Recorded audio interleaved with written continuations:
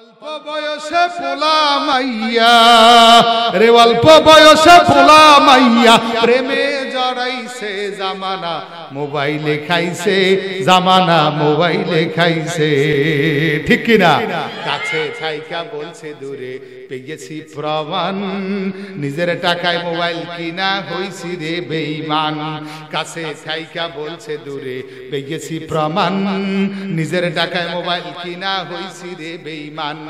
আরে খুন করা আসামি পায় না, আরে খুন করা আসামি পায় না, জাফরি হুজুর কইয়াছে জামানা মোবাইলে খাইছে, জামানা মোবাইলে খাইছে, জামানা মোবাইলে খাইছে, জামানা মোবাইলে খাইছে।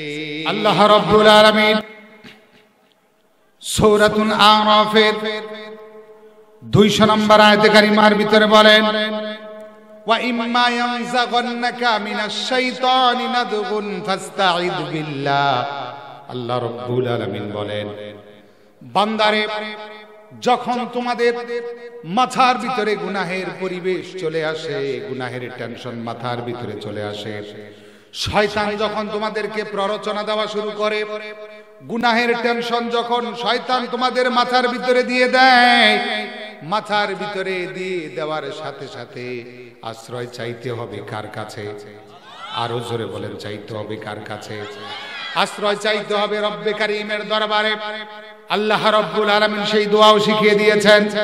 আল্লাহ রাব্বুল আলামিন বললেন, ওয়া ইম্মা ইয়ানজাগান্নাকা মিনাশ শাইতান, ওয়া ইম্মা ইয়ানজাগান্নাকা মিনাশ শাইতানি নাদগুন ফাস্তাঈদ বিল্লাহ। যখন শয়তান তোমাদেরকে প্ররোচনা দেয়, শয়তান যখন তোমাদেরকে ধোঁকা দেওয়া শুরু করে, তখনই আল্লাহর কাছে আশ্রয় চাবা। আর কি বলে আল্লাহর কাছে আশ্রয় চাবা? সেই দোয়াটাও আল্লাহ শিখিয়ে দিয়েছেন। সেই দোয়াটা হলো আউযু বিল্লাহি মিনাশ শাইতানির রাজিম। এটা পরে আল্লাহর কাছে আশ্রয় চাইলেই যিনি গুনাহ থেকে বাঁচিয়ে দিবে তিনি কে? এই জন্য ভাইয়েরা আমার, গুনাহ থেকে বাঁচার 1 নম্বর উপায় হলো, যখনই গুনাহের টেনশন মাথার ভিতরে চলে আসে, শয়তান যখন আমাদেরকে প্ররোচনা দেয়, তখন আল্লাহর কাছে আশ্রয় চাওয়া লাগবে, ঠিক কি না?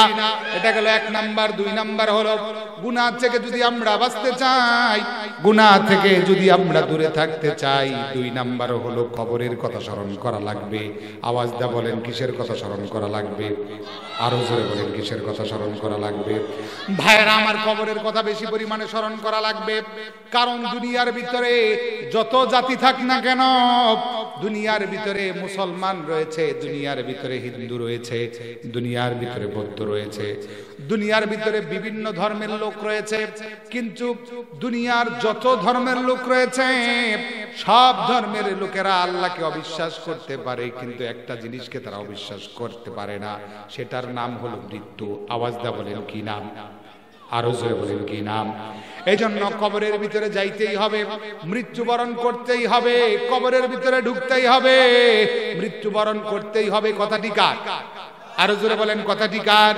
1 বার নয়, 2 বার নয়, কোরআনুল কারীমের ভিতরে রব্বে কারীম 3 বার বলেছেন, জন্মগ্রহণ করেছে যে মৃত্যুবরণ করবে সে, ঠিক কিনা?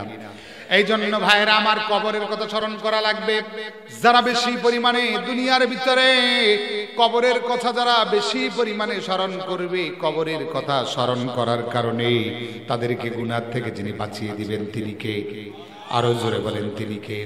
হযরত ওসমান বিন আফফান রাদিয়াল্লাহু তাআলা আনহু, বিশ্ব নবীর জামাতা, আবার আমিরুল মুমিনিন, খলিফাতুল মুসলিমিন হযরত ওসমান রাদিয়াল্লাহু তাআলা আনহু যখন কবরের পাশ দিয়া যাইতেন, কবরের পাশ দিয়া যাওয়ার সময় হযরত ওসমান বিন আফফান রাদিয়াল্লাহু তাআলা আনহু ছোট্ট বাচ্চার মতো হু করে কেঁদে ফেলতেন। লোকেরা জিজ্ঞাসা করল, আমিরুল মুমিনিন, খলিফাতুল মুসলিমিন, বিশ্ব নবীর জামাতা হযরত ওসমান, শোনেন, আপনি যখন বিশ্ব নবীর দরবারে থেকেছেন, বিশ্ব নবীর দরবারে থাকা অবস্থায় নবী করিম সাল্লাল্লাহু আলাইহি ওয়াসাল্লাম যখন জান্নাতের আলোচনা করেছে, বিশ্ব নবী যখন জাহান্নামের আলোচনা করেছে, এত পরিমাণে কান্না করেন নাই। কিন্তু ওসমান জানতে চাই, যখন কবরের পাশ দিয়া যান, হু হু করে কেন কেঁদে ফেলেন? হযরত ওসমান বিন আফফান রাদিয়াল্লাহু তাআলা ডাক দিয়ে বলে, আরে বিশ্ব বিশ্বনবীর সাহাবীরা তোমরা শোনো, আমি কবরের পাশ দিয়ে যাওয়ার সময় কেন কাঁদি, কারণ হলো আমি নবী করিম সাল্লাল্লাহু আলাইহি ওয়াসাল্লামের কাছ থেকে শুনেছি এই কবর হলো আসল ঠিকানা, কবর হলো আসল ঘর, এই কবর হলো আসল ঠিকানা। আর এই কবরের ভিতরে কেউ যদি মাপ পেয়ে যায়, আখিরাতের সব ঘাটির ভিতরে মাপ পেয়ে যাবে। আর এই অন্ধকার কবরের ভিতরে কেউ যদি ধরা খেয়ে যায়, আখিরাতের প্রত্যেকটা স্টেপের ভিতরে ধরা খেয়ে যাবে। ঠিক কি না? আখিরাতের যতগুলা স্টেপ আছে প্রত্যেকটা স্টেপের ভিতরে সে ধরা খেয়ে যাবে। এই জন্য আমি কবর দেখলে হু হু করে কেঁদে ফেলি, চিৎকার দাপন আল্লাহু আকবার। এই জন্য কবরের কথা স্মরণ করলে গুনাহ থেকে যিনি বাঁচাবেন তিনি কে? আরো জোরে বলেন, তিনি কে? কবরের ভিতরে একজন নেককার বান্দার জন্য 10টি নিয়ামত থাকবে। না সুবহানাল্লাহ এখন করার দরকার নাই, বাড়িতে যায় না ফেরতলে হুইয়া হুইয়া করেন সুবহানাল্লাহ। আর হাসতে কোন সুবহানাল্লাহ, চিৎকারটা বলেন সুবহানাল্লাহ। কষ্ট হচ্ছে, রাগ হইতেছেন মনে হয়। তাহলে কবরের ভিতরে নেককার বান্দাদের জন্য কয়টা নিয়ামত থাকবে? আওয়াজ দিয়ে বলতে হবে, কয়টা নিয়ামত থাকবে? শোনেন, আগে জীবনে কোনোদিন শোনেন নাই, হয়তো বা হাদিস আকারে শুনেছেন, কিন্তু পয়েন্ট আকারে শোনেন নাই, দরকার হলে লিখে নেন। 1 নাম্বার, কবরের ভিতরে নেককার বান্দার জন্য 1 নাম্বার নিয়ামত হচ্ছে কবরের প্রশ্নের উত্তর পাবে। না সুবহানাল্লাহ কব না, নাউজুবিল্লাহ কব, কিছুই বুঝতেছে না। সুবহানাল্লাহ, আরো জোরে কোন সুবহানাল্লাহ। কবরের প্রশ্নের উত্তর যিনি দেওয়া দিবেন তিনি কে? আরো জোরে বলেন, তিনি কে? কবরে ঢোকার সাথে সাথে প্রশ্ন আছে না নাই? কয়টা? আরো জোরে। কবরের ভিতরে ঢোকার সাথে সাথে 3টা প্রশ্ন। ভাইরা আমার, একজন বান্দাকে যখন কবরের ভিতরে দাফন করা হয়, কবরের ভিতরে যখন ওই ব্যক্তিকে নামানো হয়, নামানোর পরে আল্লাহ রব্বুল আলামিন 2 জন ফেরেশতা পাঠিয়ে দেয়। আওয়াজ দিয়ে বলেন, কয়জন ফেরেশতা পাঠিয়ে দেয়? 2 জন ফেরেশতা আসার পরে ওই কবরবাসীকে উঠায়, উঠানোর পরে বসায়, বসানোর পরে ওই কবরবাসীকে প্রশ্ন করে, তোমার রব কে? আওয়াজ দিয়ে বলেন, আমাদের রব কে? আরো জোরে বলেন, আমাদের রব কে? 1 নাম্বার প্রশ্ন করে, তোমার রব কে? 2 নাম্বার প্রশ্ন করা হয়, তোমার দিন কি? আর 3 নাম্বার প্রশ্ন করা হয়, ওই যে লোকটাকে দেখা যায়, ওই লোকটাকে চেনো নাকি? যেই ব্যক্তি নেককার হয়, যেই ব্যক্তি পরহেজগার হয়, ওই ব্যক্তি সাথে সাথে বলে, আল্লাহ আমার রব, এই রবই আমার। আওয়াজ দিয়ে বলেন, আল্লাহ আমার রব, এই রবই আমার। 2 নাম্বার যখন প্রশ্ন করা হয়, তোমার দিন কি? ওই লোকটা তখন প্রশ্নের উত্তর দিয়ে দেয়, আমার দিন হলো ইসলাম। আওয়াজ দিয়ে বলেন, আমাদের দিন কি? আরো জোরে বলা লাগবে, আমাদের দিন কি? 3 নাম্বার প্রশ্ন করা হয়, ওই যে লোকটাকে দেখা যায়, ওই লোকটাকে। তখন ওই কবরবাসী ডাক দিয়া বলে, কেন এই লোকটাকে চিনবো না? এই লোক হচ্ছে আমাদের রাসূল মুহাম্মদ পড়েন সাল্লাল্লাহু আলাইহি ওয়াসাল্লাম। একে কেন চিনবো না?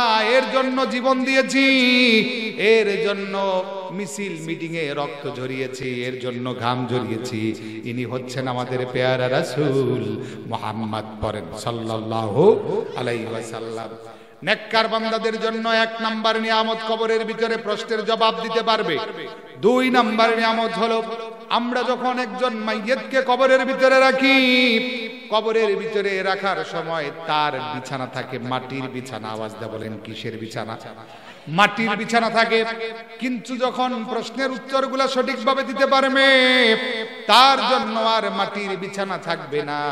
একজন ঘোষক বলবে, এর মাটির বিছানা বাদ দিয়ে একে জান্নাতি বিছানা দিয়ে দাও। সুবহানাল্লাহ। এটা গেল 2 নাম্বার। 3 নাম্বার হলো, আমরা যখন কোনো মাইয়িতকে কবরের ভিতরে রাখি, পুরুষ হলে 3টা কাপড় দেই। আওয়াজ দিয়ে বলেন, কয়টা কাপড় দেই? পুরুষ হলে 3টা কাপড় দেই, মহিলা হলে 5টা কাপড় দেই। একজন নেককার বান্দা যখন কবরের ভিতরে যাবে, কবরের ভিতরে যাওয়ার পর যখন প্রশ্নের উত্তরগুলা ঠিকঠাক ভাবে দিতে পারবে, একজন ঘোষক এসে বলবে, তার যেই কাপড় রয়েছে কাপড়গুলাকে খুলে ফেলা হোক। কাপড়গুলা খুলে ফেলা হবে। কাপড়গুলাকে খুলে ফেলে জান্নাতি পোশাক রব্বে কারীম তাকে পরিধান করিয়ে দিবে। সুবহানাল্লাহ পড়ে। এটা গেল 3 নাম্বার। 4 নাম্বার হলো, তার কবরের সাথে জান্নাতের সাথে একটা দরওয়াজা খুলে দেওয়া হবে। দরওয়াজা যিনি খুলে দিবেন তিনি কে? আরো জোরে বলেন, তিনি কে? জান্নাতি একটা দরজা খুলে দেওয়া হবে। 5 নাম্বার, কবরবাসীদের জন্য নেককার কবরবাসীদের জন্য 5 নাম্বার যেই নিয়ামত থাকবে সেটি হচ্ছে জান্নাতের বিভিন্ন নাজ নিয়ামত সে প্রদক্ষিণ করতে থাকবে। জান্নাতের বিভিন্ন নাজ নিয়ামত সে কবরের ভিতরে দেখতে থাকবে। 6 নাম্বার হলো আমরা যে একটা লোককে কবরের ভিতরে রাখি তার জন্য ছোট্ট একটা কবর খনন করি, 3.5 হাত একটা কবর খনন করি। ওই যে বান্দা কবরের প্রশ্নের উত্তরগুলা দিতে পারলো, কবরের প্রশ্ন দেওয়ার কারণে একজন ফেরেশতা এসে বলবে তোমার কবর আর ছোট থাকবে না, তোমার চোখের পাওয়ার যত তোমার কবর বড় হবে তত। সুবহানাল্লাহ। তোমার চোখের পাওয়ার যায় যত কবর হবে তত বড়। সুবহানাল্লাহ। ওই লোকটা যত দূর দৃষ্টি যাবে, যত দূর পর্যন্ত চক্ষু যাবে, ডানে বায়ে সামনে পিছনে যত দূর পর্যন্ত চক্ষু যাবে তত দূর পর্যন্ত কবরটাকে বিস্তৃত যিনি করে দিবেন, গলার আওয়াজ বড় করে বলেন তিনি কে? এটা গেল 6 নাম্বার। 7 নাম্বার হলো একজন সুন্দর পোশাক পরিহিত অবস্থায় লোক আসবে কবরের ভিতরে। এত সুন্দর একজন পোশাক পরিহিত অবস্থায় আসবে, সুঘ্রাণ বেরোতে থাকবে তার শরীর থেকে, তার শরীরের ভিতরে ভালো ভালো পোশাক থাকবে। কবরবাসী ডাক দিয়ে বলবে ভাই তুমি কে, তোমাকে তো চিনলাম না। ওই লোকটা তখন ডাক দিয়ে বলবে ও ভাই দুনিয়ার ভিতরে তুমি যেই ভালো আমল করেছিলা আমি তোমার ভালো আমল, দুনিয়ার ভিতরে যেই তাহাজ্জুদের সালাত আদায় করেছো আমি তোমার তাহাজ্জুদের নামাজ, দুনিয়ার ভিতরে মানুষের সাথে যে ভালো আচরণ করেছিলা আমি তোমার ভালো আমল, আজকে আল্লাহর পক্ষ থেকে এসেছি তোমার জন্য পূর্ণ সুসংবাদ। সুবহানাল্লাহ। তোমার জন্য পূর্ণ সুসংবাদ, সুসংবাদের ব্যবস্থা করবেন কে? আরো জোরে বলেন ব্যবস্থা করবেন কে? এটা গেল 7 নাম্বার। 8 নাম্বার কবরের ভিতরে নিয়ামত থাকবে একজন নেককার বান্দার জন্য। 8 নাম্বার কবরের ভিতরে যেই নিয়ামত থাকবে শোনেন, একজন ফেরেশতা এসে বলবে আরে বান্দা বাসর রাত্রে একজন বর যেইভাবে ঘুমিয়ে যায় ঠিক তদ্রূপ তুমি কবরের ভিতরে ওইভাবে ঘুম দাও। বাসর রাত্রের বর যেরকম ঘুমায় ঠিক তদ্রূপ কবরবাসীরা ওইভাবে ঘুমাবে। সুবহানাল্লাহ পড়ে। এটা গেল 8 নাম্বার। 9 নাম্বার হলো স্বপ্নে যুগের ভিতরে আল্লাহ রাব্বুল আলামিন তাকে জান্নাতের যত নাজ নিয়ামত রয়েছে সকল নাজ নিয়ামতগুলো আল্লাহ দেখাবে। সুবহানাল্লাহ। আর 10 নাম্বার হলো কবর ছিল অন্ধকার, অন্ধকার কবরকে রব্বে কারীম আল্লাহ রাব্বুল আলামিন অন্ধকার কবরটাকে আলোকিত করে দিবে। সুবহানাল্লাহ। এই জন্য ভাইরা আমার নেককার বান্দাদের জন্য 10টি নিয়ামত কবরের ভিতরে, শুধু নেককার বান্দাদের জন্য কবরের ভিতরে নিয়ামত থাকবে এমনটি বিষয় নয়, কিন্তু বদকার যারা হবে এদের জন্য কবরের ভিতরে 10টা ভয়াবহ পরিস্থিতির শিকার হতে হবে। 1 নাম্বার যারা বদকার থাকবে, 1 নাম্বার হলো তারা কবরের প্রশ্নের উত্তর দিতে পারবে না, ইমিগ্রেশনে আটকা পড়ে যাবে। কিসে? আওয়াজ দা বলেন কিসে? আচ্ছা যখন বিদেশে যায় তখন চেকিং হয় কি হয় না? এয়ারপোর্টে যাওয়ার সাথে সাথে যারা বিদেশে গেছে এয়ারপোর্টে যাওয়ার সাথে সাথে তাদের চেকপোস্ট বসানো হয়, চেক করা হয় যে তার সবকিছু ঠিক আছে কিনা। ঠিক তো দ্রুপ একজন বদকার বান্দা ভাই কই যায়, এ ভাই কই যায়, উড়াউড়ি করা যাবে না, 2 জন উঠে গেছে 10,000 টাকা লস করছি। যখন তাদেরকে প্রশ্ন করা হবে তখন তারা প্রশ্নের উত্তর দিতে পারবে না। 1 নাম্বার প্রশ্ন করা হবে তোমার রব কে, সে বলবে হায় হায় আমি তো কিচ্ছু জানি না। 2 নাম্বার প্রশ্ন করা হবে তোমার দিন কি, সে বলবে হায় হায় আমি তো কিচ্ছু জানি না। 3 নাম্বার প্রশ্ন করা হবে ওই যে লোকটাকে দেখা যায় এই লোকটাকে চিনো নাকি, সে বলবে হায় হায় আমি তো কিচ্ছু জানি না। ফেরেশতা বলবে তোর জন্য দুর্ভোগ, তোর উপর আল্লাহ লানত, চিৎকার দেওয়ার পরে নাউযুবিল্লাহ। এটা হলো 1 নাম্বার। 2 নাম্বার হচ্ছে যেমনটা একজন নেককার বান্দার জন্য করা হয়ে থাকে, নেককার বান্দা কবরের প্রশ্নের উত্তর দেওয়ার সাথে সাথে তার মাটির বিছানা যেরকম জান্নাতি বিছানা বিছানো হয়েছে, পক্ষান্তরে একজন বদকার বান্দার জন্য মাটির বিছানার পরিবর্তে কিসের বিছানা বিছানো হবে? আগুনের বিছানা বিছানো হবে। এটা 2 নাম্বার। 3 নাম্বার তার পোশাক ছিল কাফনের কাপড়, এই পোশাক খুলে ফেলা হবে, জাহান্নামী পোশাক তাকে পরিধান করানো হবে। নাউজুবিল্লাহ পরে। এটা গেল 3 নাম্বার। 4 নাম্বার হচ্ছে তার কবরটা সংকীর্ণ হতে থাকবে। যে ছোট্ট কবর আমরা দেই সেই ছোট্ট কবরটা আরো সংকীর্ণ হতে থাকবে। হাদিসের ভিতরে পাওয়া যায় নবী করিম সাল্লাল্লাহু আলাইহি সাল্লাম বলেন একজন বদকার বান্দার কবরটা এতটা ছোট হবে হতে হতে এক পাশের পাজর আরেক পাশ দিয়ে ঢুকে যাবে। নাউজুবিল্লাহ। আমরা কি সেই দিন সহ্য করতে পারবো? আরো জোরে বলেন, সহ্য করতে পারবো? সেই কবরের আযাব থেকে আল্লাহ যাতে আমাদেরকে মুক্তি দেয়, পড়েন আমিন। আরো জোরে পড়েন আমিন। সেই কবরের আযাব দুনিয়ার কেউ সহ্য করতে পারবে না। এজন্য 4 নাম্বার, কবরটা ছোট হতে থাকবে। 5 নাম্বার, দরওয়াজা খুলে দেওয়া হবে। দরওয়াজা খুলে দিবেন যিনি, তিনি কে? আরো জোরে বলেন, তিনি কে? 6 নাম্বার হচ্ছে কালো চেহারার একজন লোক আসবে। কুৎসিত কালো চেহারার একজন লোক আসবে। যখন বলা হবে তুমি কে, তখন ওই লোকটা বলবে আমি হলাম তোর বদামদ, আমি হলাম তোর চাঁদাবাজি। এখনো চাঁদাবাজি আছে না নয়? আরো জোরে বলতে হবে, মুসলমান আছে না নয়? 17.5 বছর চাঁদাবাজি চলেছে, এখনো বিভিন্ন জায়গায় আমরা চাঁদাবাজি দেখতে পাই। চিল্লা করেন ঠিক কিনা? আমরা দেখেছি বাংলার জমিনে আলেম ওলামাদের বিরুদ্ধে কথা বলা হয়েছে। ওই দিন কবরের ভিতরে ওই সমস্ত বদকার কুলাঙ্গার বাচ্চাদের কবরের ভিতরে, ওই সমস্ত কুলাঙ্গারদের কবরের ভিতরে একজন কালো বর্ণের চেহারা ওয়ালা লোক এসে বলবে আমি তোমার খারাপ আমল, আমি তোমার গুনাহ, আমি তোমার চাঁদাবাজি, আমি তোমার সন্ত্রাসী। চিল্লা বড় কথা ঠিক কিনা? বাংলার জমিনে দেখেছি আলেমদের উপর অত্যাচার করা হয়েছে। যারাই আলেমদের উপর অত্যাচার করবে তারাই দুনিয়া থেকে ধ্বংস হয়ে যাবে। চিল্লা করেন ঠিক কিনা? কারণ আলেমরা হচ্ছে নবীদের ওয়ারিস। আলেমরা কি? আওয়াজ দা বলতে হবে, আলেমরা কি? নবীদের সাথে যারা গাদ্দারি করেছে আজও কি তারা টিকে আছে? বাংলার জমিনে সারা বিশ্বের বুকে তারা এমন ভাবে লাঞ্ছনা বাঞ্ছনা হচ্ছে, তাদের নামটাও মানুষ রাখে না। চিল্লা করেন ঠিক কিনা? আমরা দেখেছি ইতিহাস থেকে, আমরা পড়েছি, কোরআনে পড়েছি, হযরত মুসা আলাইহিস সালামের জামানায় ফেরাউন মুসা আলাইহিস সালামের বিরোধিতা করেছে। বিরোধিতা শুধু করে নাই, মুসা আলাইহিস সালামকে দুনিয়া থেকে শেষ করে দেওয়ার চিন্তা ভাবনা করেছে। আজ ফেরাউন কোন পরিস্থিতির ভিতরে আছে? ইতিহাস সাক্ষী, ফেরাউনকে আল্লাহ তাআলা ধ্বংস করে দিয়েছে। আমরা দেখেছি, ইতিহাসের ভিতরে পড়েছি, হযরত ইব্রাহিম আলাইহিস সালামের জামানায় নমরুদ ইব্রাহিম পয়গম্বরের বিরোধিতা করেছে, আল্লাহ তাকে লাঞ্ছনা বাঞ্ছনা করে দুনিয়া থেকে শেষ করে দিয়েছে। আবু জেহেল বিশ্বনবী সাল্লাল্লাহু আলাইহি সাল্লামের বিরুদ্ধাচরণ করেছে, আল্লাহ রাব্বুল আলামিন তাকে শেষ করে দিয়েছে। শুধু তাই নয়, বর্তমান যুগেও এবং বিগত সময়েও আবু জেহেল মার্কা, ফেরাউন মার্কা, নমরুদ মার্কা কিছু লোক ছিল না? ছিল কিনা? চিল্লায়া পড়ে আরো জোরে বলেন, ছিল কি ছিল না? আমরা স্পষ্ট ভাষায় বলে দিতে চাই, নবীদের উপর যারা অত্যাচার করেছে, নির্যাতন করেছে, তারা যেরকম টিকতে পারে নাই, আলেমদের বিরুদ্ধে যারা বিরুদ্ধাচরণ করবে তারাও বাংলার জমিনে টিকতে পারবে না। চিল্লায়া পড়ে মুসলমান ঠিক কিনা? আমরা দেখেছি বিগত সময়ে আল্লামা জুনায়েদ বাবুনগরী রাহমাতুল্লাহি আলাইহিকে মারতে মারতে হুইল চেয়ারের ভিতরে বসানো হয়েছে। আমরা দেখেছি আল্লামা মামুনুল হক হাফিজাহুল্লাহকে মারতে মারতে মিথ্যা মামলা হামলা দিয়ে তাকে বিভিন্নভাবে অত্যাচার নির্যাতন করা হয়েছে। তাকে মারতে মারতে হুইল চেয়ারের ভিতরে বসানো হয়েছে। এত সুন্দর মানুষ মাওলানা মুফতি আমির হামজা ভাইকে মারতে মারতে তাকে এরকম পঙ্গু বানিয়ে ফেলা হয়েছে। সে এখন মানুষের সামনে কথা বলতে পারে না। শুধু তাই নয়, আমরা তাকে কোরআনের পাখি বলে চিনি। আল্লামা শহীদ দেলোয়ার হোসেন সাইদি রাহমাতুল্লাহি আলাইহিকে দুনিয়া থেকে হত্যা করা হয়েছে, দুনিয়া থেকে শহীদ করে দেওয়া হয়েছে। আমরা স্পষ্ট ভাষায় বলে দিতে চাই, প্রত্যেকটা আলেম ওলামাদের বিরুদ্ধে যারা বিরুদ্ধাচরণ করেছে, প্রত্যেক ফোঁটার বদলা বাংলার জমিনে নেওয়া হবে ইনশাআল্লাহ। অতএব আলেমদের বিরুদ্ধাচরণ করুন। আলেমদের বিরুদ্ধাচরণ করবা, দুনিয়াতেও ধ্বংস, আখিরাতেও ধ্বংস। বলেছেন কে? আরো জোরে বলেন, বলেছেন কে? এই জন্য আলেমদের সাথে সম্পর্ক রাখার দরকার আছে না নাই? আরো জোরে বলেন, দরকার আছে না নাই?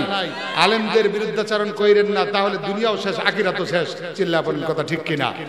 এই জন্য আলেমদেরকে ভালোবাসবেন, আলেমদেরকে মহব্বত করবেন। আল্লাহ আমাদের তৌফিক দান করুন। আমরা বলি আমিন। আরো জোরে বলেন আমিন। বাংলার জমিনে একটা বিপ্লব দরকার। কি দরকার? আওয়াজটা বলেন, কি দরকার? আমরা চাই বাংলার জমিনে হযরত ওমর রাদিয়াল্লাহু তাআলার মতো একজন শাসনকর্তা নিযুক্ত হোক। চিল্লা বলেন কথা ঠিক কিনা? বাংলার জমিনে দেখি যেদিকেই তাকাই সেদিকেই দেখি দুর্নীতি, যেদিকেই তাকাই সেদিকেই দেখি শুধু অত্যাচার, যেদিকেই তাকাই শুধু দেখি নির্যাতন। বাংলার জমিনে অত্যাচার, নির্যাতন, শোষণ, জুলুম, সন্ত্রাসবাদ, চাঁদাবাজ, এই সমস্ত জিনিস যদি দূর করতে চাই, কোরআন সুন্নাহর কোনো বিকল্প নাই। চিল্লা বলেন ঠিক কিনা? 2024 সালে যারা জীবন দিয়েছে, যুদ্ধ করেছে, তাদের তাজা রক্তকে বাংলার জমিনে বিলিয়ে দিয়ে দ্বিতীয়বার স্বাধীনতা এনে দিয়েছে। অতএব বাংলার জমিনে যদি চাঁদাবাজ, সন্ত্রাস, এই সমস্ত জিনিসকে রুখে দিতে, এই সমস্ত জিনিসকে বন্ধ করতে, বাংলার জমিনকে সুশীল একটি রাষ্ট্র হিসাবে যদি গড়ে তুলতে আমাদেরকে আবার 2024 সালের মতো যুদ্ধে ঝাঁপিয়ে পড়তে হয়, কারা কারা প্রস্তুত? আল্লাহকে দেখা। নারে তাকবীর, নারে তাকবীর, নারে তাকবীর। আল্লাহ তাআলা আমাদের সবাইকে কবুল করুন, আমরা পড়ি আমিন। আর জোরে পড়েন আমিন। তাহলে কোথায় ছিলাম? কবরের ভিতরে ভয়াবহ পরিস্থিতি হবে। কয়টা? 10টা। বলছি কয়টা? 6টা। ওইখানে একজন কালো বর্ণের লোক আসবে, সে এসে বলবে আমি তোমার বদাবল, আমি তোমার চাঁদাবাজ, আমি তোমার সন্ত্রাস, আমি তোমার গুম হত্যা, তোমার উপর লানত, তোমার উপর আল্লাহর দুঃসংবাদ, তুমি শেষ হয়ে যাও, ধ্বংস হয়ে যাও। চিল্লা বলেন কথা ঠিক কিনা? এটা গেল 6 নাম্বার। 7 নাম্বার, এমন ফেরেশতা, এমন একজন ফেরেশতা নিযুক্ত করা হবে যে চোখেও দেখে না, যে কানেও শোনে না, যে কথাও বলতে পারে না। আহা, যে কি করে না? চোখে কানে কথা, শুধু মার চলবে, কি চলবে? সাউন্ড ছাড়া মার। তার হাতে এত বিশাল আকৃতির একটা হাতুড়ি থাকবে, কিতাবের ভিতরে পাওয়া যায়। ওই হাতুড়ি দিয়ে বিশাল বড় একটা আকৃতির একটা পাহাড়ের উপর, তাই বলে আমাদের মধুপুরের পাহাড়ের মতো না, বিশাল আকৃতির একটা পাহাড়ের উপর যদি জোরে আঘাত করা হয়, আঘাত করার কারণে ওই যে পাহাড়ের যে বালুকণাগুলো আছে, বালুকণাগুলো উঠতে থাকবে আসমানে। আর ওই হ্যামার দিয়ে তার মাথার উপর আঘাত করা হবে। আঘাত করার কারণে সে 70 গজ মাটির নিচে চলে যাবে। নাউজুবিল্লাহ পড়ে। আহা, কত কঠিন শাস্তি দেওয়া হবে, কত কঠিন শাস্তি তাদেরকে দেওয়া হবে। আহা, আল্লাহ আমাদের ওই কঠিন শাস্তি থেকে হেফাজত করুন, আমরা পড়ি আমিন। আরো জোরে পড়েন আমিন। এটা গেল 7 নাম্বার। 8 নাম্বার, বিষধর সাপ থাকবে কবরে, অসংখ্য সাপ, বিচ্ছু, পোকামাকড় থাকবে, আর এরা দংশন করতে থাকবে। এটা গেল 8 নাম্বার। 9 নাম্বার, পাপ অনুযায়ী শাস্তি দেওয়া হবে। যে জেনা করছে, জেনার জন্য জেনার পাপ। যে ডাকাতি করছে, সে ডাকাতি করার কারণে ডাকাতির আযাব। যে ব্যক্তি চগলখড়ি করছে, অর্থাৎ মিথ্যা কথা বলছে, সে মিথ্যা কথা বলার কারণে মিথ্যার শাস্তি। যে ব্যক্তি উল্টাপাল্টা ভাবে চলছে, মানুষের সাথে অন্যায় আচরণ করছে, এই জন্য আলাদা শাস্তি। অর্থাৎ পার্ট বাই পার্ট শাস্তি যিনি দিবেন তিনি কে? আরো জোরে বলেন তিনি কে? এটা হলো 9 নাম্বার। 10 নাম্বার, সকাল সন্ধ্যা একজন ঘোষক বলবে তোর মার চলবে ততক্ষণ, কিয়ামত হয় না যতক্ষণ। মার চলবে কতক্ষণ? আওয়াজ দিয়ে বলতে হবে। মার চলবে কতক্ষণ? আপনারা মনে হয় কষ্ট পাইছেন, রাগ হয়েছেন। মার চলবে কতক্ষণ? কিয়ামত হয় না যতক্ষণ। বলেন, মার চলবে কতক্ষণ? কিয়ামত হয় না যতক্ষণ। যতক্ষণ পর্যন্ত কিয়ামত না হবে ততক্ষণ পর্যন্ত শাস্তি দেওয়াই হবে। আল্লাহ আমাদের ওই কবরের আযাব থেকে হেফাজত করো, আমরা বলি আমিন। এজন্য আমরা যদি গুনাহ থেকে বাঁচতে চাই, কয়টি উপায়ের কথা বলতে চেয়েছিলাম? 10টি। কয়টা বললাম? 2টা। 1 নাম্বার হচ্ছে গুনাহ থেকে যদি বাঁচতে চাই, 1 নাম্বার হচ্ছে আউযু বিল্লাহি মিনাশ শাইতানির রাজিম পড়া লাগবে। গুনাহের টেনশন মাথার ভিতরে আসবে, সাথে সাথে আউযু বিল্লাহি মিনাশ শাইতানির, এটা পড়লেই গুনাহ থেকে বাঁচাবেন কে? 2 নাম্বার, কবরের কথা স্মরণ করা লাগবে। কবরের কথা স্মরণ করলে গুনাহ থেকে বাঁচাবেন কে? 3 নাম্বার, ইস্তেগফার করতে হবে। আওয়াজ দিয়ে বলেন ভাইরা, কি করতে হবে? ইস্তেগফার করলে গুনাহ থেকে বাঁচাবেন কে? ভাইরা আমার, গভীর মনোযোগ দিয়ে খেয়াল করেন। যেই ব্যক্তি দুনিয়ার ভিতরে বেশি পরিমাণে ইস্তেগফার করবে, তার ভিতরে অত্যাধিক পরিমাণে ইস্তেগফার করবে, দুনিয়ার ভিতরে বেশি পরিমাণে ইস্তেগফার করার কারণে তাদেরকে যিনি গুনাহ থেকে বাঁচাবেন তিনি কে? আরো জোরে বলেন তিনি কে?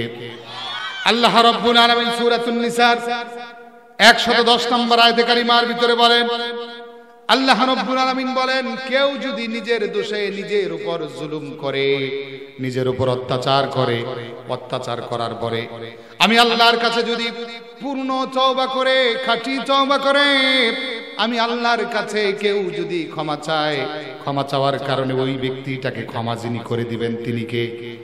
আরো জোরে বলেন তিনি কে?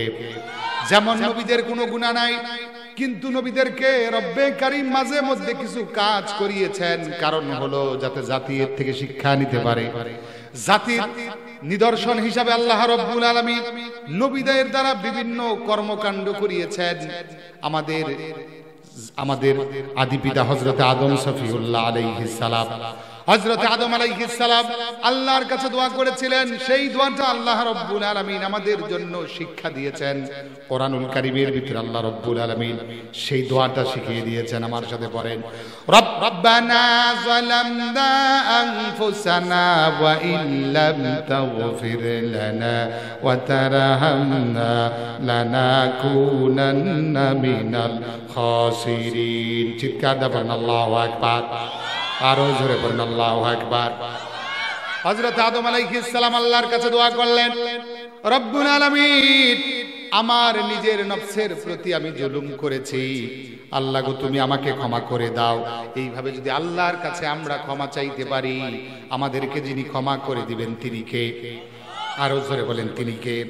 ভাইয়ের আমার, ইস্তেগফারের এক নম্বর ফজিলত হলো আল্লাহ রাব্বুল আলামিনের কাছে ইস্তেগফার করার কারণে আমার রব্বুল আলামিন তাদেরকে ক্ষমা করে দেয়। দুই নম্বর ইস্তেগফারের ফজিলত হলো যারা বেশি পরিমাণে ইস্তেগফার করে, অত্যাধিক পরিমাণে আল্লাহর কাছে ইস্তেগফার করে, ইস্তেগফার করার কারণে আমার আল্লাহ তাদেরকে বিপদ থেকে মুক্তি দিয়ে। সুবহানাল্লাহ। এ ব্যাপারে আল্লাহ রাব্বুল আলামিন সূরাতুল আনফালের 33 নম্বর আয়াতে কারিমার ভিতরে বলেন, ওয়া মা কানাল্লাহু মুআযিবাহুম ওয়া হুম ইস্তাগফিরুন। চিৎকার দিয়ে পড়েন আল্লাহু আকবার। আল্লাহ রাব্বুল আলামিন বলেন, তারা ক্ষমা প্রার্থনা করতে থাকবে অথচ তিনি তাদেরকে শাস্তি প্রদান করবেন, এটা কখনো হতেই পারে না। অর্থাৎ আল্লাহর কাছে যারা ক্ষমা চায় তাদেরকে বিপদ থেকে যিনি রক্ষা করবেন তিনি কে? আরো জোরে বলেন তিনি কে?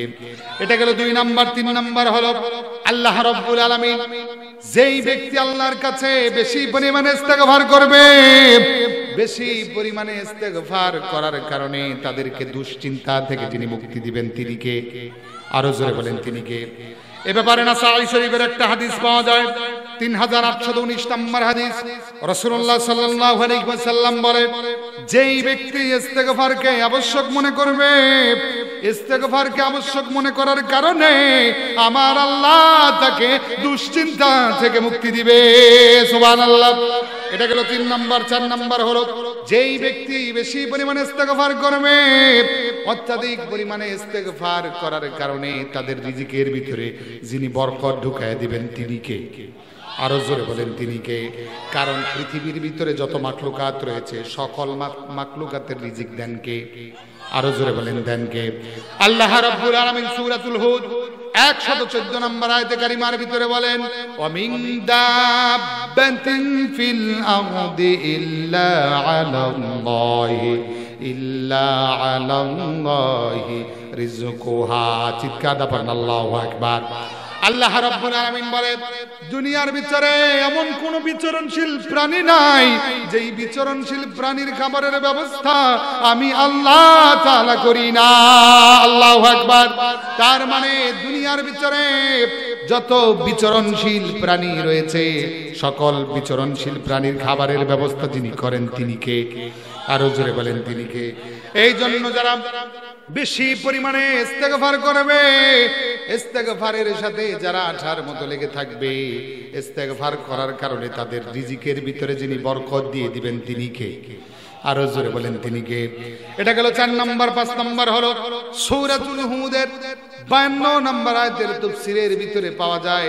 তাফসীরে কুরতুবী এবং তাফসীর ইবনে কাসীরের বর্ণনার ভিতরে এসেছে, সূরা হুদের 52 নম্বর আয়াতে আল্লাহ রাব্বুল আলামিন কোরআনুল কারীমের ভিতরে 25 জন নবীর নাম উল্লেখ করেছেন। তার ভিতরে একজন নবীর নাম হযরতে হুদ আলাইহিস সালাম।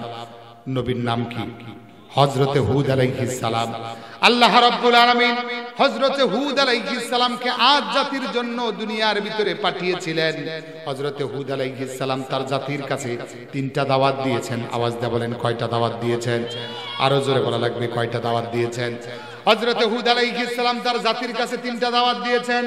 1 নাম্বার দাওয়াত দিয়েছেন আল্লাহ ছাড়া কোনো মাবুদ আরো জোরে বলেন আল্লাহ ছাড়া কোনো মাবুদ। এক নম্বর দাওয়াত দিয়েছেন একত্ববাদের দাওয়াত দিয়েছেন, দুই নম্বর দাওয়াত দিয়েছেন রিসালাতের দাওয়াত দিয়েছেন, দুই নম্বর তিনি বলেছেন যেই রব্বে কারীম আমাকে পাঠিয়েছে, যেই রব্বে কারীম তোমাকে সৃষ্টি করেছে, যেই রব্বে কারীম পৃথিবীকে বানিয়েছে, সেই রব্বে কারীমের পক্ষ থেকে আমি একজন কল্যাণকামী। আর তৃতীয় নম্বর দাওয়াত দিয়েছেন, আরে আমার উম্মতেরা শোনো, তোমরা আল্লাহর ইবাদত করো, আল্লাহর দাসত্ব করো, আর অতীতের যত গুনাহ রয়েছে এই গুনাহ থেকে মাপ চাইতে হবে কার কাছে? আরো জোরে বলেন কার কাছে? তোমরা অতীতের যত গুনাহ করেছো অতীতের গুনার জন্য আল্লাহর কাছে ক্ষমা চাও, আর ভবিষ্যতে তোমরা গুনাহের কাজ করবা না, এইটার ওয়াদাবদ্ধ হও। আর এটা যদি করতে পারো তোমাদেরকে দুনিয়াতে যিনি শান্তি দিবেন তিনি কে? আরো জোরে বলেন তিনি কে? এটা গেল 5 নাম্বার। 6 নাম্বার ইস্তেগফারের ফজিলত হলো, কেউ যদি দুনিয়ার ভিতরে আল্লাহর কাছে ইস্তেগফার করে, আল্লাহর কাছে ইস্তেগফার করার কারণে আমার আল্লাহ তাদেরকে অনন্তকাল জান্নাতের ভিতরে দাখিল করবে। সুবহানাল্লাহ। এই জন্য আমরা যদি গুনাহ থেকে বাঁচতে চাই, সকল প্রকার গুনাহ থেকে যদি আমরা দূরে থাকতে চাই, সকল প্রকার গুনাহ থেকে যদি আমরা বাঁচতে চাই, 3 নাম্বার যেই কাজটি করতে হবে সেটি হচ্ছে আল্লাহর কাছে ক্ষমা চাইতে হবে। ক্ষমা চাইতে হবে কার কাছে? আরো জোরে বলেন ক্ষমা চাইতে হবে কার কাছে? তবেই আমাদেরকে গুনাহের পরিবেশ থেকে যিনি বাঁচাবেন, গলার আওয়াজ বড় করে বলেন তিনি কে? এটা গেল 3 নাম্বার। 4 নাম্বার হলো, আমরা যদি সকল প্রকার গুনাহ থেকে বাঁচতে চাই, সকল প্রকার গুনাহ থেকে যদি আমরা দূরে থাকতে চাই, তাহলে 4 নাম্বার যেই কাজটি করতে হবে সেটা হচ্ছে আল্লাহর ভয়। আওয়াজ দা বলেন কার ভয়? আরো জোরে বলা লাগবে কার ভয়? কারণ আল্লাহর ভয় যার অন্তরের ভিতরে আছে ওই ব্যক্তি দুনিয়ার কোনো মাখলুকাতকে ভয় করে না, ঠিক কি না? যে ব্যক্তি আল্লাহকে ভয় করে সে ব্যক্তি কোনো মাখলুকাতকে ভয় করে? আওয়াজটা বলেন কোন মাখলুকাতকে ভয় করে? সে শুধু আল্লাহকেই ভয় করে, ঠিক কি না? যাদের হৃদয়ে আছে আল্লাহর ভয় তারা কবু পথ ভুলে যায় না। আল্লাহর প্রেম ছাড়া এই দুনিয়ায় কারো কাছে কোনো কিছু চায় না। রাতের আধার যারা সিজদাতে রয়, দু চোখের অশ্রুতে নদী যেন বয়, চলনার হাতছানি যতই আসুক না পেছনে ফিরেও তাকায় না। যাদের হৃদয়ে আছে আল্লাহর ভয় তারা কবু পথ ভুলে যায় না। আল্লাহর প্রেম ছাড়াই দুনিয়ায় কারো কাছে কোনো কিছু চায় না। দিন কায়েমের পথে যারা বিচল তারা হলো আল্লাহর প্রিয়জন। বাতিলের কাছে যারা হার মানে না সংগ্রাম করে যায় আমরণ। হেরার আলোতে যার জীবন রঙিন, হাতে আল কোরআনের দীপ্ত সঙ্গীন, সত্যের পথে যারা নিবেদিত প্রাণ শত্রুকে কবু ভয় পায় না। যাদের হৃদয়ে আছে আল্লাহর ভয় তারা কবু পথ ভুলে যায় না। আল্লাহর প্রেম ছাড়াই দুনিয়ায় কারো কাছে কোনো কিছু চায় না। চিৎকার দাও আল্লাহু আকবার, আর জোরে বলুন আল্লাহু আকবার। তাহলে ভয় করতে হবে কাকে? আওয়াজটা বলতে হবে ভয় করতে হবে কাকে? আগেকার জামানার চোররা যেরকম ভয় করত, আগেকার জামানার চোররা যেভাবে ভয় করত, এখনকার বহু ওলিরাও সেইভাবে আল্লাহরে ভয় করে না। কেমন? একটা উদাহরণ দিলে বুঝবেন। এক চোর বেটা চুরি করতে গেছে। কি করতে গেছে? চুরি করতে গেছে। চোরটা মুসলিম। চোরটা কি? তার চিন্তা হচ্ছে আমি কোনো হিন্দুর বাড়ি চুরি করব না, আমি কোনো বুদ্ধর বাড়ি চুরি করব না, আমি কোনো খ্রিস্টানের বাড়ি চুরি করব না। চুরি যদি করা লাগে মুসলমানের বাড়ি চুরি করব। কিসের বাড়ি চুরি করবে? মুসলমানের বাড়ি চুরি করবে। সে মনে মনে বলতেছে চোর হলো আমার একটা প্রেস্টিজ আছে, আমি কোনো হিন্দুর বাড়ি চুরি করতে পারি না, আমি কোনো বুদ্ধর বাড়ি চুরি করতে পারি না, আমি কোনো খ্রিস্টানের বাড়ি চুরি করতে পারি না। চুরি যদি করাই লাগে মুসলমানের বাড়ি চুরি করব। এইবার চোর বেটা চুরি করার পূর্বে তেল টেল মাইখা শরীরের ভিতরে পিছলা টিসলা বানাইয়া চুরি করার জন্য প্রস্তুত। কিন্তু ঢুকাই দেয় বিসমিল্লাহ বলো, ঢুকাই দেয় হিন্দুর বাড়ি। আওয়াজটা বলেন কার বাড়ি? আচ্ছা, চোর মনে মনে চিন্তা করছে কার বাড়ি ঢুকবে, কিন্তু ঢুকছে কার বাড়ি? এইবার চোরের মেজাজ গেছে গরম হয়ে। এইবার তওবাতিল্লাহ কইরা কয় হায় হায় আমি কার বাড়ি ঢুকছি। চুরি যদি করা লাগে মুসলমানের বাড়ি চুরি করবো, কোনো হিন্দুর বাড়ি আমি চুরি করতে পারি না, কারণ চোর হলেও আমার প্রেস্টিজ আছে। চোর হলেও কি আছে? চোরের আবার প্রেস্টিজ। বাইরিয়া চলে আসছে। দ্বিতীয় দিন চিন্তাধারা করতেছে মুসলমানের বাড়ি ঢুকতে হবে।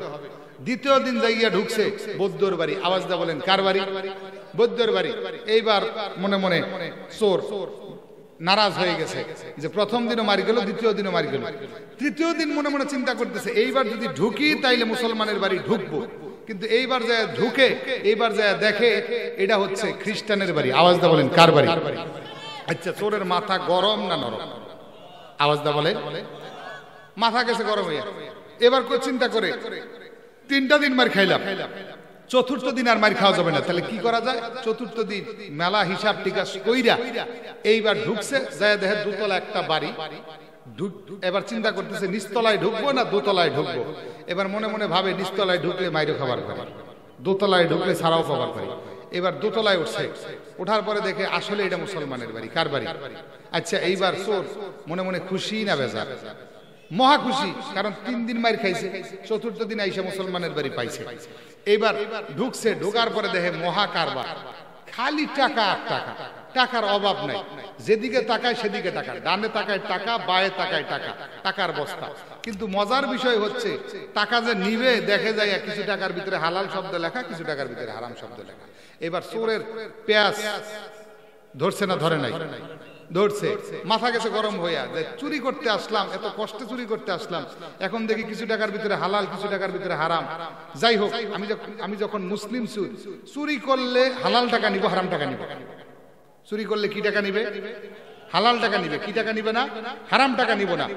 এইবার চোর বেটা যখন বাসা শুরু করছে, বাসার পূর্বে তার মনের ভিতরে একটা প্রশ্ন জাগলো, কে রে, এটা হালাল কে, এটা হারাম কে? এবারে খোঁচায় খোঁচায় দেখে যেটার ভিতরে হালাল টাকা লেখা, হালাল শব্দ লেখা, ওইটা জাকাত দেওয়া হয়েছে, যার কারণে হালাল। আর যেটা জাকাত দেওয়া হয় না ওইটা হারাম। চোর তো বুঝা গেছে। এবার চিন্তা করে হালাল টাকায় আমার নেওয়া লাগবে, কারণ চুরির টাকা যদিও চুরির টাকা, কিন্তু হালাল টাকার ভিতরে শুনছি বরকত আছে। কি আছে? চোরের আবার বরকত। এইবার চোর বেটা হালাল টাকা বাঁচা শুরু করছে। আচ্ছা, এইবার কর, মানুষ চুরি করে সন্ধ্যা রাতে না গভীরে?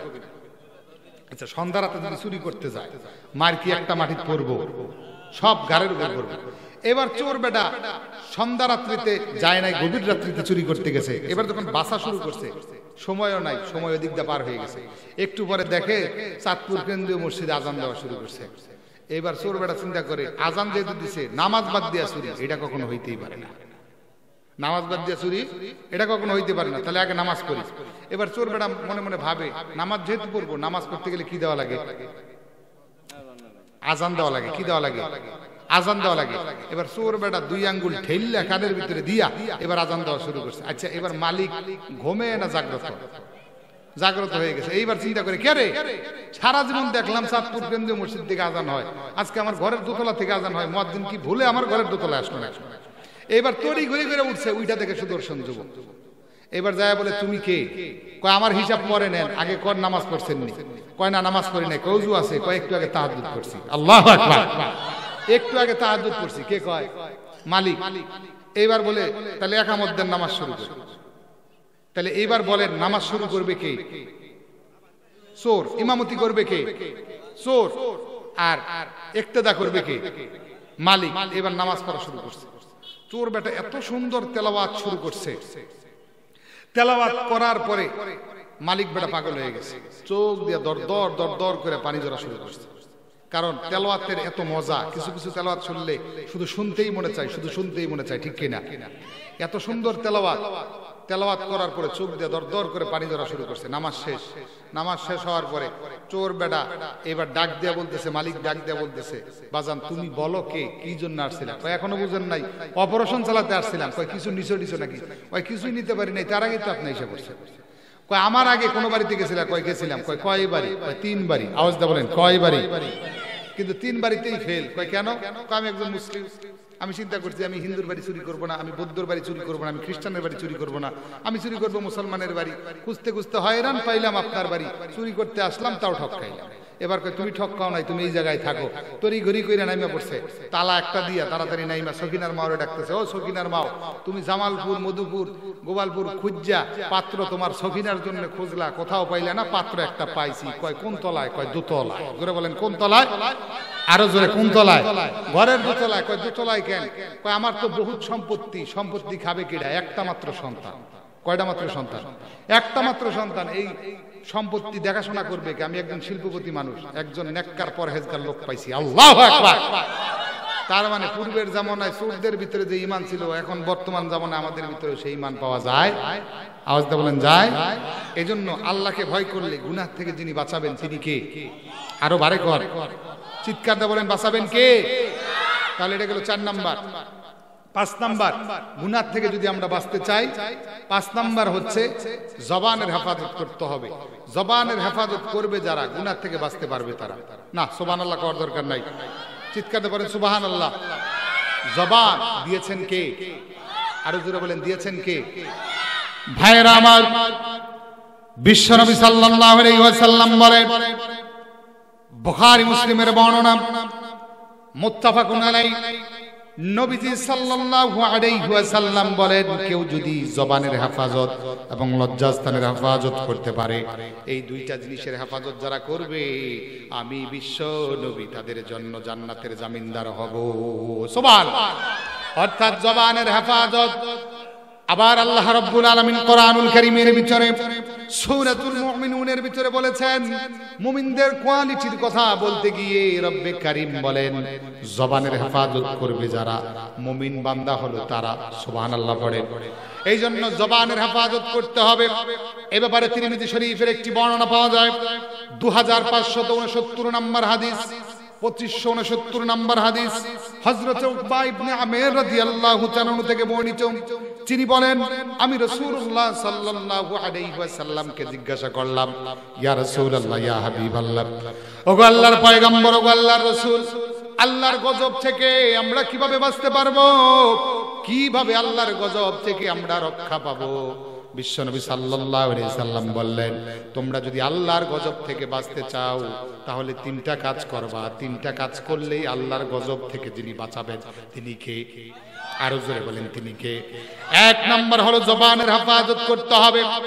দুনিয়ার ভিতরে যারা জবানের হেফাজত করবে, জবানের হেফাজত করার কারণে আল্লাহর গজব থেকে তাদেরকে রক্ষা করবে কে? এটা গেল 1 নাম্বার। 2 নাম্বার হলো গুনাহের জন্য কান্নাকাটি করতে হবে, কারণ আমাদের জীবনে গুনাহ আছে না নাই?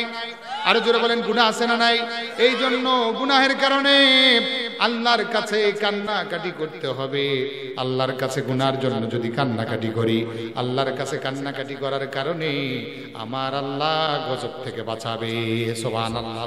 এটা 2 নাম্বার। 3 নাম্বার হলো প্রয়োজন ছাড়া ঘরের বাইরে যাওয়া যাবে না, তবে আল্লাহর গজব থেকে বাঁচাবেন কে?